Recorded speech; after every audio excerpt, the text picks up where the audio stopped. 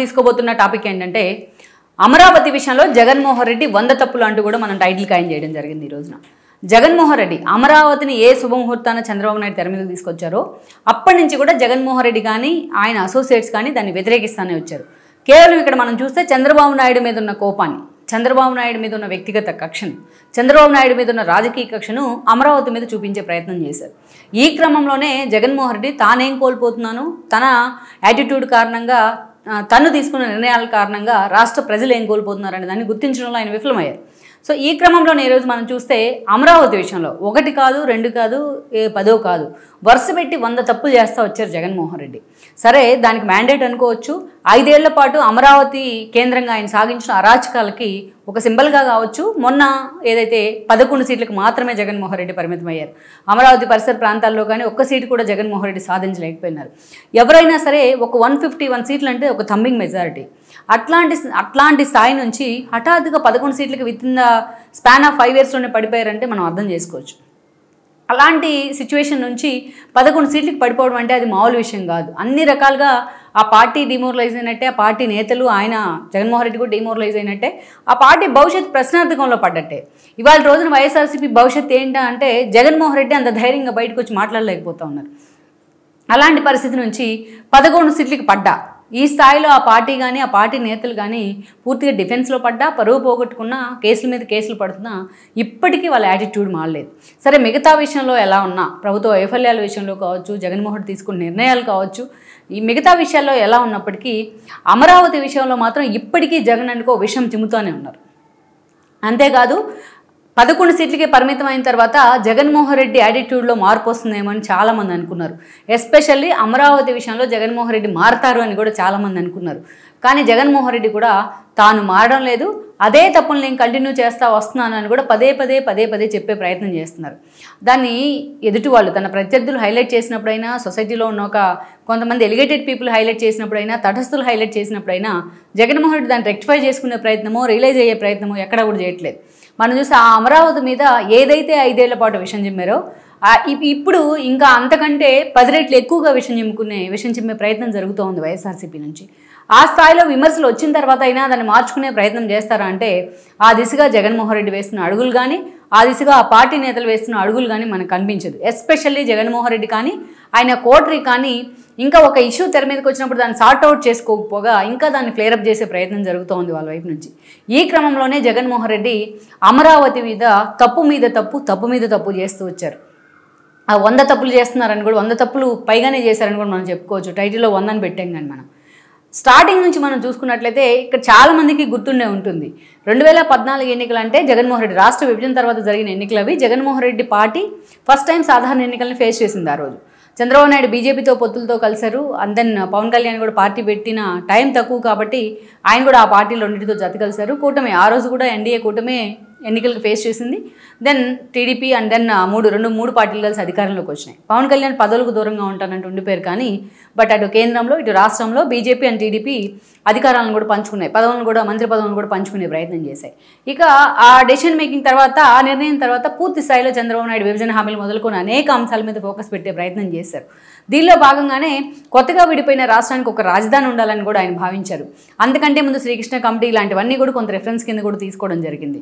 దానిలో భాగంగానే ఏదైతే అమరావతి విజయవాడకి సమీపంలోనే ఉండడం, అమరావతి గత చరిత్ర ఎంతో వైభవంగా ఉండడం, అమరావతిని పరిపాలించిన రాజుల చరిత్ర కూడా మన చరిత్రలో సువర్ణాక్షరాలతో లిఖించదగిన ప్రాంతం కావడం, సో ఇవన్నీ కూడా అమరావతిని నిజంగానే ఏపీకి రాజధానిగా పెట్టాలి అనే ప్రపోజల్ని తెర ముందుకు తీసుకురావడానికి కారణమయ్యాయి. ఈ క్రమంలోనే అమరావతి ప్రాంతంలో దగ్గరగా భవిష్యత్ రాజధాని విస్తరణ కూడా దృష్టిలో పెట్టుకుని 33,000 ఎకరాలని తీసుకోవాలని కూడా చంద్రబాబు నాయుడు భావించారు. చంద్రబాబు నాయుడు అలా పిలుపునిచ్చారో లేదో ఇలా స్వచ్ఛందంగా రైతులు ముందుకు వచ్చారు. అప్పటికే పూర్తి స్థాయిలో పంటలు పండే ప్రాంతం అది. తమ పంటలను కూడా పక్కన పెట్టి ఆ రోజు రైతులు రాజధాని కోసం తమ భూముల్ని త్యాగం చేయడం జరిగింది. ఇది నభూతో నభవిష్యత్. ఎందుకంటే ఇక్కడ చంద్రబాబు నాయుడు ప్రేమ లేకపోతే ఇంకోటని మనం చెప్పుకోకూడదు. అక్కడ జరిగిన ఇష్యూని ఇక్కడ మనం హైలైట్ చేసుకోవాలి. ఎక్కడా కూడా దేశ చరిత్రలోనే ఒక లాఠీ విరగకుండా, ఒక కన్నీటి బొట్టు కారకుండా 33,000 ఎకరాలను రైతులు స్వచ్ఛందంగా వచ్చి రాజధాని కోసం ఇచ్చారంటేనే వాళ్ళ త్యాగాలు గొప్పవా, వాళ్ళు నమ్మిన చంద్రబాబు మాట గొప్పదా అనేది కూడా మనం అర్థం చేసుకోవచ్చు. దెన్ ఈ పరిణామాల తర్వాత ఆ రోజు సిఆర్డీఏ యాక్ట్ని తెర మీదకి తీసుకొచ్చారు చంద్రబాబు నాయుడు. దాన్ని చట్టం చేసే ప్రయత్నం జరిగింది అసెంబ్లీలో. ఆ రోజు జగన్మోహన్ రెడ్డి ప్రతిపక్ష నేతగా ఉన్నారు. ఇదే జగన్మోహన్ రెడ్డి ఆ రోజు అమరావతిని పూర్తి స్థాయిలో ఆయన మద్దతు పలికారు. అమరావతికి ఇంకా ల్యాండ్ కావాలి అంటూ కూడా ఆయన మాట్లాడారు. ఒకసారి మనం అందరం కూడా జగన్మోహన్ రెడ్డి అప్పుడు మాట్లాడిన మాటను రీకాప్ చేసుకుంటే మనకు అర్థమవుతుంది. అమరావతి పూర్తి స్థాయిలో శ్రీకృష్ణ కమిటీని మీరు పక్కకు పెట్టినా, బట్ అమరావతి ప్రాంతం మంచిదే కాబట్టి నేను దానికి సపోర్ట్ చేస్తున్నాను, ఇంకా మీరు ల్యాండ్ ఇంకా తీసుకోవాల్సి ఉంటుంది దానికి విస్తరణ దృష్టిలో పెట్టుకుని భవిష్యత్తులో అని కూడా ఆయన మాట్లాడడం జరిగింది. పూర్తి స్థాయిలో అమరావతి రాజధానిగా ఉండడానికి ఆయన మద్దతు తెలిపారు. తెలిపారు కాబట్టి తన ఎమ్మెల్యేలు కూడా తెలిపారు.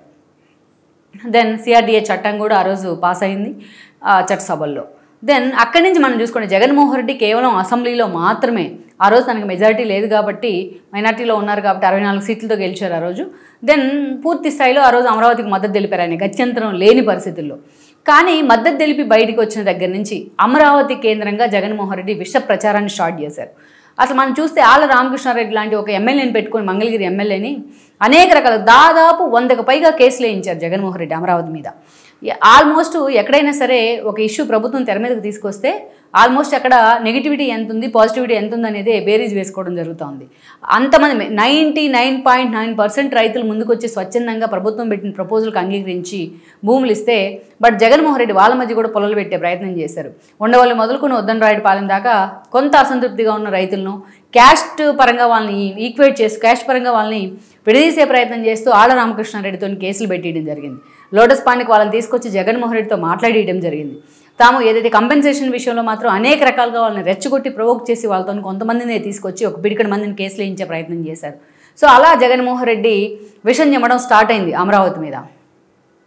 అక్కడి నుంచి మనం చూసుకుంటే అనేక రకాలుగా ఒక ఎక్కడ ప్రపంచంలో లేని ఒక పదాన్ని కూడా ఆయన తెర మీద తీసుకురావడం జరిగింది. That is called insider trading. Chandrababu Naidu ముందుగానే రాజధాని ప్రాంతాన్ని తన అనునాయులకు లీక్ చేయడం ద్వారా ఆయన అనునాయులంతా కూడా ఆ ప్రాంతంలో ముందుగానే భూములు కొన్నారంటూ ఒక పై అప్లికేషన్ దగ్గర నుంచి దూలిపాల దాకా, ఒక సుంజా చదువు దగ్గర నుంచి అనేక మంది దాకా అనేక మంది పేర్లు తెర మీదకి తీసుకురావడం జరిగింది. కేవలం కమ్మ సామాజిక వర్గానికే ఆ రాజధాని ఉపయోగపడుతుంది, అందుకే ఆ స్థాయిలో వాళ్ళు భూములు కొన్నారంటూ కూడా ఒక పెద్ద రాంతారణం చేసే ప్రయత్నం చేశారు అసెంబ్లీ వేదికగా ఇన్సైడర్ ట్రేడింగ్ పేరుతో, ఎక్కడా లేని ఒక పదాన్ని తీసుకొని వచ్చి. దెన్ అది జరుగుతూ వచ్చింది. ఆల్మోస్ట్ ఎన్నికల దాకా అదే తమ నినాదంగా తీసుకున్నారు అమరావతి అంటేనే జగన్మోహన్ రెడ్డి. ఇక ఆ ఎన్నికల్లో మనం చూస్తే చంద్రబాబు నాయుడు ఎక్కడైతే తన అమరావతిని కలగన్నారో, ఎక్కడైతే రాష్ట్రం అత్యున్నత స్థాయి రాజధాని అనుకున్నారో అక్కడే ఆ పార్టీ పూర్తి స్థాయిలో మొన్నటి ఎన్నికల్లో 2019 ఎన్నికల్లో నలిఫై అయిపోయింది. ఇంక్లూడింగ్ తన కొడుకు మంగళగిరి, ఆయన సీట్ అది. సో ఆ రోజు అక్కడి నుంచి పోటీ చేస్తే లోకేష్ అక్కడ కూడా తన వారసుడు ఓడిపోవడం జరిగింది. అలా మంగళగిరి ప్రాంతం రాజధాని అయినా అక్కడ ప్రజలు కూడా ఆ స్థాయిలో జగన్మోహన్ రెడ్డి చేసిన ప్రచారాన్ని, విష ప్రచారాన్ని నమ్ముతూ వచ్చారనుకోవచ్చు. దెన్ అక్కడి నుంచి మనం చూస్తే జగన్మోహన్ రెడ్డి అధికారంలోకి వచ్చారు. అధికారంలోకి వచ్చిన వెంటనే జగన్మోహన్ రెడ్డి తీసుకున్న కీలక నిర్ణయాలు ఏంటంటే ప్రజావేదిక కూల్చేయడం, ఏబీ వెంకటేశ్వరరావు గారు లాంటి వాళ్ళ మీద కేసులు పెట్టి వేధించడం. ఇలాంటి సెన్సిటివ్ ఇష్యూస్ తర్వాత ఆయన తీసుకున్న అత్యంత వేదనాభరితమైన నిర్ణయం ఏదన్నా ఉందంటే అదే అమరావతిని నలిఫై చేసే ప్రయత్నం చేయడం. అమరావతిని ఆ రోజు చూస్తే అప్పటికి పూర్తి స్థాయిలో రాజధానిగా ఉంది, అన్ని ప్రాంతాలలో కూడా దాన్ని యాక్సెప్ట్ చేశారు. ఎక్కడ అమరావతి రాజధాని అని చంద్రబాబు నాయుడు అన్నప్పుడు ఐవైఆర్ కృష్ణారావు లాంటి వాళ్ళు ఒకరిద్దరు తప్ప ఎవరు కూడా దాన్ని అపోజ్ చేసే ప్రయత్నం చేయలేదు. ఇతర ప్రాంతాల వాళ్ళు కూడా అమరావతి మాకు రాజధానిగా ఉండాలి, అందరికీ వైబిలిటీగా ఉంటుందని అందరూ అనుకున్నారు. చాలా డిబేట్స్ కూడా జరిగాయి దాని మీద, ఈ సబ్జెక్ట్కి సంబంధించి. కానీ జగన్మోహన్ రెడ్డి తన పదవి ఎక్కిన వెంటనే, సీఎం కుర్చీలో కూర్చున్న వెంటనే 3 రాజధానుల నిర్ణయాన్ని తెర మీదకి తీసుకొచ్చారు. చాలామంది విమర్శించారు దాన్ని, ఒక తొగ్గులకి నిర్ణయం జగన్మోహన్ రెడ్డిది అని. కానీ తాను ప్రకటించినంత ఈజీగా 3 రాజధానుల అంశాన్ని జగన్మోహన్ రెడ్డి తెర మీదకి తీసుకురాలేకపోయారు. 5 ఏళ్లలో ఆయన నోటి వెంటే దాదాపు తాను వైజాగ్కి వెళ్తున్నాను, వైజాగ్కి వెళ్ళబోతున్నాను, అక్కడి నుంచి పరిపాలన చేయబోతున్నాను అంటూ 147 సార్లు పైగా మాట్లాడారు. కానీ ఎక్కడా వైజాగ్ వెళ్ళి ఆయన పరిపాలన చేసిన పరిస్థితి అయితే మనం చూడం. 3 రాజధానుల పేరుతోని ఒక విధ్వంస రచన చేశాడు ఆయన 5 ఏళ్ల పాటు. మనం చూస్తే వైజాగ్ని ఎగ్జిక్యూటివ్ క్యాపిటల్ అన్నారు. వైజాగ్ కేంద్రంగా ఉత్తరాంధ్రకు విజయసాయిరెడ్డిని పెట్టి అనఫిషియల్ సీఎంగా ఆయన అక్కడ తన హవా కొనసాగించే ప్రయత్నం జరిగింది. భూముల దగ్గర నుంచి ఎండోర్మెంట్ భూముల దాకా, సామాన్యుడి భూముల దగ్గర నుంచి ఋషికొండ భూముల దాకా ఎన్ని రాజకాలు వైసీపీ ప్రభుత్వం చేసిందో మనం చూసాం. వాళ్ళని కౌంట్ కూడా చేయలేం వాటన్నిటిని కూడా. ఈరోజు మనం అక్కడిని టూరిజం శాఖ ఉన్న రోజా ఋషికొండ భవనాల్లో జగన్ ఇల్లు కడతా అంటే ఎలా అనుమతించింది అనేది ఇప్పటికీ ఎవరికి అర్థం కాని ప్రశ్న అది. అలా వైజాగ్ కేంద్రంగా ఒక దశలో ఎవరైతే విజయసాయిరెడ్డిని, ఒక దశలో సుబ్బారెడ్డి లాంటి వాళ్ళని పెట్టి జగన్మోహన్ రెడ్డి చేసిన అరాచకాలన్నీ ఇన్ని కావు. ఆ ఇష్యూలోనే ఆ పార్టీ ఎంపీ అయిన ఏదైతే ఎంవివి సత్యనారాయణ కూడా వాళ్ళ ఫ్యామిలీని కూడా ప్రత్యర్థులు కిడ్నాప్ చేయడం జరిగింది. అలా వైజాగ్ని అసలు ఒక అరాచక శక్తులు కేంద్రంగా మార్చారు ఆయన. అప్పట్లో విజయమ్మను ఓడించారు కాబట్టి 2014లో వైజాగ్ మీద కక్ష కట్టారని సామాన్య ప్రజలు కూడా బాధపడిన సందర్భం అయితే ఉంది 5 ఏళ్ల పాటు. జగన్మోహన్ రెడ్డి రాకుండానే ఇలా ఉంటే ఆయన వస్తే ఎలా ఉంటుందో అని వణికిపోయిన సందర్భం అయితే ఉంది జనం. అక్కడి నుంచి న్యాయ రాజధాని అన్నారు కర్నూలుని. కనీసం తానున్న 5 ఏళ్ల పాటు ఒక ఇటుక కూడా న్యాయ రాజధానిలో పెట్టలేకపోయారు జగన్మోహన్ రెడ్డి. సో అలా కర్నూలు న్యాయ రాజధాని అంటే కర్నూలులో హైకోర్టు ఉండాలి, ఇంకోటి ఉండాలి, ఏదైతే శ్రీబాగ్ ఒడంబడిక చాలాసార్లు తెర మీదకి వచ్చింది. ఇన్ని జరుగుతూ వచ్చినా జగన్మోహన్ రెడ్డి కేవలం న్యాయ రాజధాని అనే అంశాన్ని పత్రికలకు లేకపోతే ప్రెస్ మీట్లకు మాత్రమే పరిమితమయ్యారు. ఎక్కడ ఒక ఇటుకు తీసట్టు పెట్టిన సందర్భం అయితే కర్నూలులో జరగలేదు. సో దాన్ని రాయలసీమ ప్రజలు కూడా ఎక్కడ హర్షించలేదు. ఎందుకంటే జగన్మోహన్ రెడ్డి చేసిన విధ్వంసాన్ని వాళ్ళు చూస్తూ వచ్చారు కాబట్టి. అక్కడి నుంచి మనం చూస్తే ఆ 2 ప్రాంతాలు ఒక లెక్క అయితే అమరావతిని శాసన రాజధాని అన్నారు. ఎందుకంటే అప్పటికే ఆల్రెడీ అసెంబ్లీ ఉంది, సెక్రటేరియట్ అయితే పరిపాలన అంటే ఎగ్జిక్యూటివ్ స్టేట్ అన్నారు కాబట్టి వైజాగ్ వెళ్ళిపోయి ఉండేవాళ్ళేమో ఫీజిబిలిటీ ఉండుంటే. తాత్కాలికంగా అమరావతి నుంచి ఆయన పరిపాలన కొనసాగించారు. సో అమరావతి అక్కడ ఉండకూడదు అనేది జగన్మోహన్ రెడ్డి నిర్ణయం. ఇవన్నీ కూడా ఆయన చేసుకున్న తప్పులు, ఇవన్నీ కూడా ఆయన ఖాతాలోనే పడుతూ వచ్చాయి. సో అమరావతి అనేది చంద్రబాబు నాయుడు సెలెక్ట్ చేసిన ప్రాంతం. చంద్రబాబు నాయుడు దగ్గరుండి మరి అక్కడ ప్రేమ కురిపించిన ప్రాంతం. చంద్రబాబు నాయుడు ఒక మాట ఇస్తే 33,000 ఎకరాలు రైతులు తీసుకొచ్చి ఆయన చేతిలో పెట్టిన ప్రాంతం. అందుకే జగన్మోహన్ రెడ్డి చంద్రబాబు నాయుడు మీద ఉన్న వ్యక్తిగత కక్ష మొత్తాన్ని కూడా, రాజకీయ కక్ష మొత్తాన్ని కూడా అమరావతి ప్రజల మీద తీసుకునే ప్రయత్నం చేశారు. స్థానికంగా ఉన్న రైతులు మా రాజధానిగా ఉంచండి అంటూ ఆ రోజు సాగించిన ఉద్యమం ప్రతిరోజు కూడా వాళ్ళతో కన్నీళ్ళు పెట్టించింది. పోలీసులు వాళ్ళు కనీసం ఏదైతే న్యాయస్థానం టు దేవస్థానం యాత్ర పెట్టుకుంటే ఎక్కడికక్కడ మహిళల్ని కూడా చూడకుండా వాళ్ళని పోలీసులతోని ఆ స్థాయిలో కొట్టించి రోడ్డును పడేసిన పరిస్థితి. ఈ మహిళా కమిషన్లో లేకపోతే ఇంకోటి మరి ఆ రోజు ఎక్కడున్నాయో కూడా ఎవరికి తెలియదు. ప్రెగ్నెంట్ లేడీస్ అని కూడా చూడకుండా కడుపులో దన్నిన సిచ్యువేషన్ అయితే ఉంది ఆ రోజున. అలా వాళ్ళకు భయపడి జగన్మోహన్ రెడ్డి పరదాలు కట్టుకొని వెళ్ళిన పరిస్థితి ఉంది. సెక్రటేరియట్ నుంచి ఇంటి తాడేపల్లిలోని ఇంటి దాకా. అలా ఆఖరికి ఎంపీ గల్లా జయదేవ్ లాంటి వాళ్ళకి మద్దతు ఇవ్వడానికి వెళ్తే అలాంటి వాళ్ళని కూడా కొట్టించి అరెస్ట్ చేయించారు, ఫిజికల్గా హింసించే ప్రయత్నం చేశారు. అమరావతికి ఎవరు మద్దతు ఇచ్చినా వాళ్ళ మీద ఒక దాష్టీకాలు, వాళ్ళ మీద ఒక అరాచకాలు, అక్కడున్న మహిళలను చూడకుండా వాళ్ళ క్యారెక్టర్ అసాసినేషన్ చేయటాలు, వాళ్ళ మెళ్ళ వేసుకుని తాలిబొట్ల గురించి మాట్లాడతారు. ఇలా 1 కాదు 2 కాదు అనేక అరాచకాలు అమరావతి కేంద్రంగా జరుగుతూ వచ్చాయి. ఈ క్రమంలోనే కొంతమంది అనారోగ్య కారణాలతో గుండెపోటుతో కూడా మరణించడం జరిగింది. సుదీర్ఘకాలం వాళ్ళు ఒక 5 ఏళ్ల పాటు ఉద్యమాన్ని కొనసాగించారు అంటేనే వాళ్ళ పట్టుదల ఏంటనేది అర్థం చేసుకోవచ్చు. తమ భూములు ఇచ్చున్నారు, తమ భవిష్యత్తుని, తమ పిల్లల భవిష్యత్తుని పణంగా పెట్టారు కాబట్టి ఆ స్థాయిలో వాళ్ళు రోడ్డెక్కే ప్రయత్నం చేస్తే అంతకంటే రెట్టించిన స్థాయిలో తన అధికార మదాన్ని అడ్డుపెట్టుకుని జగన్మోహన్ రెడ్డి వాళ్ళని తొక్కేసే ప్రయత్నం చేశారు. ఒక విధ్వంస రచన. మరి ఇదే బీజేపీ ఆ రోజు రాష్ట్రంలో అధికారంలో ఉంది. ఇదే మహిళా సంఘాలు, జాతీయ మహిళా కమిషన్లు చాలానే ఉన్నాయి, మహిళా పోలీసులు ఉన్నారు, దిశ చట్టం ఉంది ఆ రోజున. వీరెవ్వరూ కూడా ఆ మహిళల మీద జరిగిన దాష్టీకాల మీద ఆ రోజు గొంతు విప్పడానికి కూడా భయపడ్డారు. అంటే జగన్మోహన్ రెడ్డి ఏ స్థాయిలో తన అరాచకాలు కొనసాగించారో మనం అర్థం చేసుకోవచ్చు. దానికి ఫలితమే అది. ప్రతిరోజు కూడా నీ ప్రజలు ఏడుస్తూ ఉంటే పక్కనే నీ రాజ్యానికి అది శోభనివ్వదు. జగన్మోహన్ రెడ్డికి అదే జరుగుతూ వచ్చింది. అందుకే పరదాలు కట్టుకుని మరి వాళ్ళ మధ్యలోంచి వెళ్లాల్సిన పరిస్థితిని ఆయన కొని తెచ్చుకున్నారు. సో దాని రెప్లికా ఏంటనేది కూడా మొన్నటి ఎన్నికల్లో కనిపించింది. ఇక్కడ మనం చూస్తే ఈ అరాచకాలన్నీ రాష్ట్రం మొత్తం జరిగిన అరాచకాలు ఒక ఎత్తు, ఓన్లీ అమరావతి కేంద్రంగా జరిగిన అరాచకాలు మరొక ఎత్తు. ఆ రోజు ఎక్సెప్ట్ వైసీపీ, మిగతా అటు జనసేన కానీ, మిగతా నేతలు కానీ, టీడీపీ అందరి మిగతా పార్టీలు కానీ వన్ సైడెడ్గా అమరావతి ఉద్యమానికి కూడా మద్దతు ఇచ్చిన పరిస్థితి అయితే ఉంది. అమరావతి రాజధాని నోటిఫై చేస్తున్నామంటూ కూడా బీజేపీ ఏదైతే పార్లమెంట్లో మాట్లాడిన సందర్భం, ప్రకటన చేసిన సందర్భం కూడా ఉంది. అక్కడి నుంచి మనం చూస్తే మొన్నటి ఎన్నికల్లో ఆ ఎఫెక్ట్ కనిపించింది. మొత్తం అమరావతి ప్రాంతంలో వైఎస్ఆర్సీపీ తుడిచిపెట్టుకుపోయింది. దాని చంద్రబాబు నాయుడు మొన్న ఎన్నికల్లో గెలిచిన తర్వాత ఇంటికి వస్తూ ఉంటే ఆయనకి పోల వర్షం కురిపించారు ఆయన మీద అమరావతి రైతులు.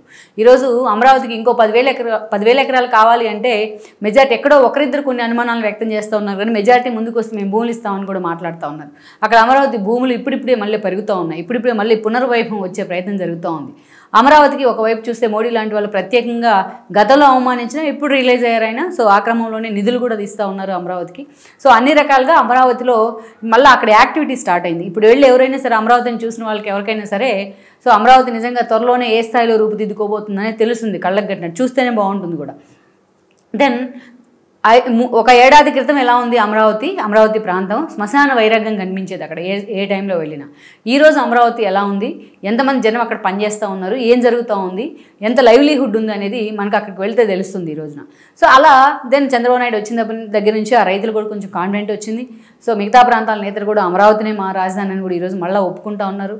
సో అమరావతి మీద చంద్రబాబు నాయుడు అంతే సీరియస్గా కూడా ఫోకస్ పెట్టే ప్రయత్నం చేస్తూ ఉన్నారు. అయితే ఈ క్రమంలోనే ఈరోజు జగన్మోహన్ రెడ్డి అమరావతిని పూర్తి స్థాయిలో టార్గెట్ చేసేందుకు తనకి ఎక్కడ ఏ చిన్న అవకాశం వచ్చినా కూడా ఆయన వెనక్కి తగ్గట్లేదు. దానిలో భాగంగానే ఈరోజు స్వయంగా తన ఛానల్లో కొమ్మినేని శ్రీనివాసరావు లాంటి ఒక సీనియర్ జర్నలిస్ట్ ఆయన, సో ఆయన ఏ వైపుకి వెళ్ళినా, జగన్ వైపు ఉన్నా లేకపోతే చంద్రబాబు నాయుడు వైపు ఉన్నా, ముందు వాళ్ళ దగ్గరికి వెళ్ళకముందు అనలిస్టో లేకపోతే కాకముందే ఆయన సీనియర్ జర్నలిస్ట్ ఆయన. అలాంటి సీనియర్ జర్నలిస్ట్ కూడా ఇంకొక పనికిమాన జర్నలిస్ట్ అనే పేరున్న ఒక కృష్ణరాజు లాంటి వాళ్ళని కూర్చోబెట్టుకుని ఈరోజు వేసల రాజధాని అంటూ కూడా ఒక మహిళల మొత్తాన్ని అవమానించేలాగా, తమ ఇంట్లో ఉన్న ఆడపిల్లల్ని కన్నా తల్లుల్ని కూడా అవమానించేలాగా ఈరోజు మాట్లాడడం జరిగింది. సరే, మాట్లాడారు, దానికి ఎక్కడ కూడా రిగ్రెట్ ఫీల్ అవ్వట్లేదు వాళ్ళు. ఆన్ రికార్డు ఆన్ ఎయిర్ మాట్లాడిన తర్వాత రిగ్రెట్ ఫీల్ అవ్వకపోగా దాన్ని ఎండార్స్ చేస్తూ కూడా వాళ్ళు మాట్లాడిన మాటలు ఏవైతే ఉన్నాయో ఈరోజు అందరినీ అసహ్యం కలిగించేలాగా చేస్తున్నాయి వాళ్ళు పేరెత్తితేనే. అందుకే ఆ సగలు ఈరోజు భారతీని కూడా తాకడం జరిగింది. భారతీ కూడా జగన్మోహన్ రెడ్డి గడ్డి పెట్టాలంటే అక్కడ రైతులు మాట్లాడుతున్నారు. రైతులు మళ్ళా మరో మహా ఉద్యమానికి తెరదీశారు ఇవాళ, సారీ చెప్పాలని చెప్పేసి జగన్మోహన్ రెడ్డి అనుకో. ఇక ఇదే క్రమంలో ఈరోజు చూస్తే కొమ్మినేని శ్రీనివాసరావు ఆల్రెడీ అరెస్ట్ కావడం జరిగింది. కృష్ణరాజు లాంటి వాళ్ళు ఇంకా అబ్స్కాండ్ అయి ఉన్నారు, పోలీసులు ఆయన కోసం వేటాడుతూ ఉన్నారు. ఇంకోవైపు చూస్తే ఇంకా దీన్ని సరిదిద్దే ప్రయత్నం చేయకపోగా ఈరోజు జగన్మోహన్ రెడ్డి బయటకు వచ్చి, ఆయన బయటికి రాకపోయినా ఒక ఖండన ప్రకటన మా పార్టీ తరఫున లేకపోతే మా ఛానల్లో జరిగిన ఈ ఒక ప్రతినిధిగా భారతీ లాంటి వాళ్ళతో ఒక చిన్న ప్రకటన చేయించినా ఈ ఎపిసోడ్ అయితే కొంచెం కూల్ అయి ఉండేదేమో. కానీ ఎక్కడ తాను వెనక్కి తగ్గను అనే విధంగా జగన్మోహన్ రెడ్డి ఈ విషయంలో పంతానికి పోవడం ఇది ఒక భయంకరమైన మిస్టేక్. ఇప్పుడు దాకా చేసిన అన్ని ఒక ఎత్తు అయితే ఇది ఒక భయంకరమైన మిస్టేక్, ఇది సరిదిద్దుకోలేని తప్పు. పైగా సజ్జల లాంటి వాళ్ళు మళ్ళీ అక్కడ ఉన్నంత సంకర జాతి అంటూ మాట్లాడడం, అది ఒక అశుద్ధం తిన్న విధంగా ఆయన మాట్లాడిన తీరు ఏదైతే ఉందో నిజంగానే ఒక దారుణం అనుకోవచ్చు. ఇక్కడ జగన్మోహన్ రెడ్డి గ్రహించాల్సింది ఏంటంటే ఇవన్నీ కూడా ఈరోజు జగన్మోహన్ రెడ్డిని ఎఫెక్ట్ చేస్తూ ఉన్నాయి. అందుకే ఈరోజు ఎన్నికలకు ముందు ఆయన ఎన్నో తప్పులు చేస్తే ఈరోజు చేస్తున్న తప్పులు ఇంకా భయంకరంగా ఆయన శిక్షించబోతూ ఉన్నాయి. మొన్నటి ఎన్నికల్లో 11 సీట్లకే జగన్మోహన్ రెడ్డి పరిమితమయ్యారు. ఈసారి ఎన్నికల్లో ఆ సీట్లు కూడా వస్తాయా రావని ఆ పార్టీ నేతలు చర్చించుకుంటూ ఉన్నారు. ఎందుకంటే అది వేసేల రాజధాని అనే విధంగా వాళ్ళు మాట్లాడిన తీరు కానీ, అక్కడున్న మహిళలను 5 ఏళ్ల పాటు అవమానించిన చాలక మరోసారి వాళ్ళ భూములు ఇచ్చినందుకు ప్రతిఫలంగా వాళ్ళని ఈరోజు ఆ స్థాయిలో అవమానిస్తున్న విధానం కానీ ఇది ఒక ఏహే భావాన్ని అయితే జగన్మోహన్ రెడ్డి మీద కలిగిస్తూ ఉంది. తను 5 ఏళ్ల పాటు ఏం చేశారో అదే విధ్వంస రచన మరోసారి జగన్మోహన్ రెడ్డి స్టార్ట్ చేయబోతున్నారు అనుకోవచ్చు ఇలాంటి చర్యల ద్వారా. సో ఇప్పటికైనా ప్రభుత్వం అంతే సీరియస్గా ఫోకస్ పెట్టే ప్రయత్నం చేస్తుంది. అయితే ఈ ఎపిసోడ్ మాత్రం ఇప్పట్లో ఆగే ప్రయత్నం కనిపించట్లా మనకి. జగన్మోహన్ రెడ్డో భారతీయనో మీడియా ముందుకు వచ్చి సారీ చెప్తే కనీసం ఎక్కడో వచ్చాడు దీనికి ఫుల్ స్టాప్ పడే అవకాశం ఉంటుంది.